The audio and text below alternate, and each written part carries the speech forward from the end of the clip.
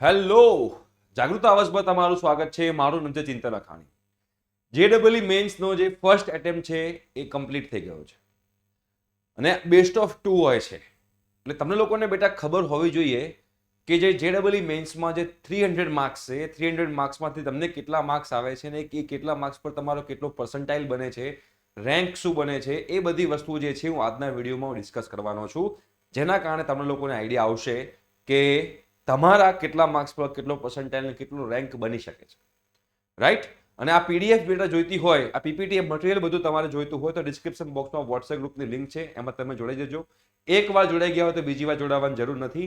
જેમાં બોર્ડની એક્ઝામની પ્રિપેરેશન એઝ વેલ એઝ ગુજકેટની એક્ઝામની preparation Gujarati medium, English medium, Gujarat board, CBSE board માટે થઈ રહી છે અને સ્ટાર્ટ થઈ ગઈ છે. એવરી ડે 9 PM રાત્રે લેક્ચર આવે છે લાઈવ અને ફ્રી ઓફ કોસ્ટ મટીરિયલ પણ આપવામાં આવે છે.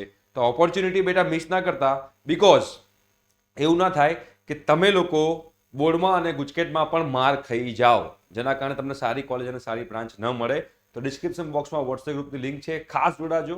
એક જ વાર જોડાવાનું છે. એકવાર તમે ક્યારેય પણ પાસ્ટમાં જોડાયેલા હોવ અમારો વિડીયો જોઈને તો ફરીથી જોડાવાની જરૂર નથી. બધા ગ્રુપમાં એક જ ઇન્ફોર્મેશન આવે છે. રાઈટ? ચલો, હવે આ જે પીપીટી જે છે એ તમારી સમક્ષ હું મૂકવા માંગીશ, જેના કારણે તમને લોકોને આઈડિયા આવશે. હવે 300 માંથી તમે લોકોને ખ્યાલ હશે કે તમને કેટલા માર્ક્સ આવી શકે એમ છે અને આ માર્ક્સ પર, આ પર્સન્ટાઇલ પર તમારે ડીઆઈઆઈસીટી, પીડીપીયુ એના તમારે કટ ઓફ જોઈતા હોય, નિરમાના કટ ઓફ જોઈતા હોય તો કમેન્ટ કરજો કે સર અમને આ બધાના કટ ઓફ જોઈએ છે. તો એ પણ હું મેક્સિમમ ટ્રાય કરીશ કે તમારા સુધી આ બધા કટ ઓફ પહોંચતા કરું. બટ આના પરથી તમે લોકોને આઈડિયા આવવો જોઈએ કે તમારે હજુ એટેમ્પ 2 બાકી છે, હજુ સુધી લોસ થયો નથી, બેસ્ટ ઓફ 2 છે, તો હજુ પણ તમે વધારે મહેનત કરી શકો છો. અમે લોકો તમને જેડબલઈ મેન્સની પણ પ્રિપેરેશન કરાવીશું. રાઈટ? તો જો તમારા માર્ક્સ 300 થી 200, 281 to 300 ની વચ્ચે હોય તો તમારા પર્સન્ટાઇલ 100 થી 99.999981145 બને છે અને તમારો જેડબલઈ મેન્સનો રેન્ક જે છે 1 થી 20 ની વચ્ચે હોય. જો બેટા તમારા માર્ક્સ 271 થી 280 ની વચ્ચે બનતા હોય તો આ તમારા પર્સન્ટાઇલ છે, તમારો રેન્ક 80 to 24 જે છે એ બને છે. જો તમારો માર્ક્સ આ બેટા 2024માં જે હતું એના પરથી છે, એટલે આ પ્રિડિક્શન છે, આ રેન્ક તમારા આની આજુબાજુ બનતા હશે અને બનશે આની આજુબાજુ જ. 2024માં લાસ્ટ યર જેટલા માર્ક્સ હતા એમાં કેટલા પર્સન્ટાઇલ હતા અને કયો રેન્ક હતો, આ એનું એનાલિસિસ છે. રાઈટ? તમારા જેડબલઈ મેન્સમાં જો 263 થી 270 ની વચ્ચે માર્ક્સ હોય તો તમારો 55 થી 83 ની વચ્ચે રેન્ક બને છે. તમારા માર્ક્સ 250 થી 262 ની વચ્ચે હશે, તમારા રેન્ક જે છે 85 to 210 ની વચ્ચે બને છે. તમારા માર્ક્સ જે છે એ 241 થી 250 ની વચ્ચે હોય તો તમારો રેન્ક જે છે બેટા 367 થી 215 ની વચ્ચે બને છે. જો તમારા માર્ક્સ 231 to 240 ની વચ્ચે હોય તો તમારો રેન્ક જે છે 599 to 375 ની વચ્ચે બને છે. જોડે અહીંયા આગળ પર્સન્ટાઇલ પર લખેલા છે. તમારો માર્ક્સ જો 221 થી 230 ની વચ્ચે હોય તો તમારો 911 થી 610 ની વચ્ચે તમારો રેન્ક આવી શકે છે. તમારા જે કહેવાય ને કે માર્ક્સ 211 થી 220 ની વચ્ચે હોય તો તમારો રેન્ક 13672 to 920 ની વચ્ચે બની શકે છે. તમારા માર્ક્સ જો 201 થી 210 ની વચ્ચે હોય તો તમારો રેન્ક 1888 થી 1375 ની વચ્ચે બની શકે છે. તમારા માર્ક્સ 191 થી 200 ની વચ્ચે હોય તો તમારો રેન્ક જે છે બેટા 2664 થી લઈને 1900, આ ઓલ ઇન્ડિયા રેન્ક છે, ધ્યાનમાં રાખજો. રાઈટ? તમારા માર્ક્સ 181 થી 190 ની વચ્ચે હોય તો રેન્ક 3710 થી 2700 બની શકે છે. તમારા માર્ક્સ જે છે બેટા એ 171 થી 180 ની વચ્ચે હોય તો તમારા 5000 થી 3800 ની વચ્ચે રેન્ક બની શકે છે. તમારા 161 થી 170 વચ્ચેના માર્ક્સ હોય તો તમારો રેન્ક 6000 થી 5000 ની વચ્ચે સમથિંગ રેન્ક બની શકે છે. તમારા માર્ક્સ જો બેટા 151 થી 160 ની વચ્ચે હોય 300 માંથી, તમે લોકો એનાલિસિસ કરશો તમને લોકોને આઈડિયા આવશે, તો 151 થી 160 વચ્ચે તમારો માર્ક્સ છે, તમારો રેન્ક જે છે 6 થી 8000, 6 થી 9000 ની આજુબાજુ તમારો રેન્ક જે છે બની શકે છે. રાઈટ? 141 થી 150 ની વચ્ચે તમારા માર્ક્સ હોય તો 11000 થી 9000 ની વચ્ચે તમારો રેન્ક બનશે. 131 થી 140 વચ્ચેના માર્ક્સ તમારા બનતા હોય તો 15000 થી 11000 ની વચ્ચે તમારો રેન્ક બને છે.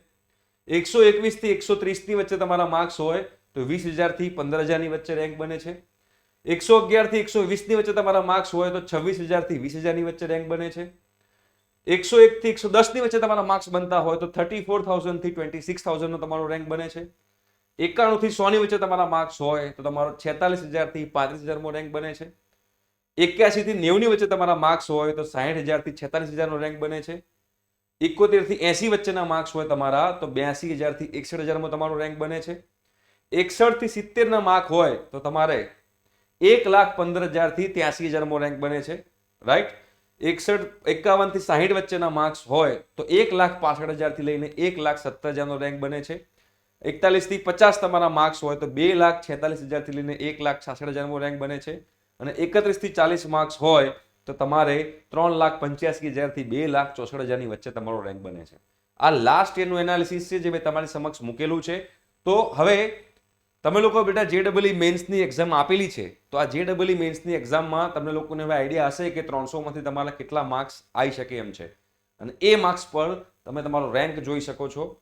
અને આ રેન્ક તમને સેટિસ્ફેક્શન લાગતું હોય કે ના મારો રેન્ક તો બરોબર જ લાગે છે, તો બરોબર છે.